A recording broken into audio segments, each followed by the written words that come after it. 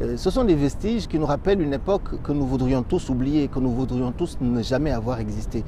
Mais c'est une époque malheureusement qui a existé. C'est une époque qui a installé des inégalités, des injustices extrêmement fortes.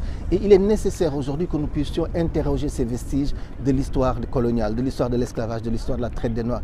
Donc il est important que ces honneurs-là qu'on a rendus à des personnages dont nous savons maintenant que ce sont des personnages qui se sont enrichis, qui ont participé au développement de leur ville ou de leur pays dans le crime, dans l'atrocité de l'esclavage, mais que ces personnages-là puissent aujourd'hui être interrogés. Si nous débaptisons ces rues, si nous enlevons ces vestiges de l'histoire coloniale, si nous déboulonnons les statues, eh bien nous allons effacer la mémoire.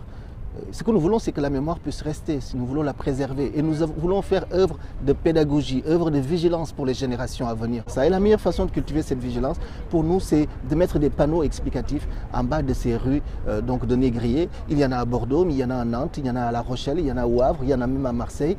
Et que ce panneau explicatif puisse dire que cette personne a, par exemple, armé 10-15 bateaux qui ont déporté une centaine d'esclaves, de captifs africains, donc dans les Amériques, que cette personne a eu des plantations effectivement en Martinique, en Guadeloupe, en Haïti, et que ces plantations étaient des plantations esclavagistes. Voilà, sans qu'il n'y ait de jugement, parce qu'un nom de rue, c'est pas fait pour juger, c'est pas à nous de juger ces personnages, mais c'est à nous de rétablir la vérité historique que nous savons de ces personnages.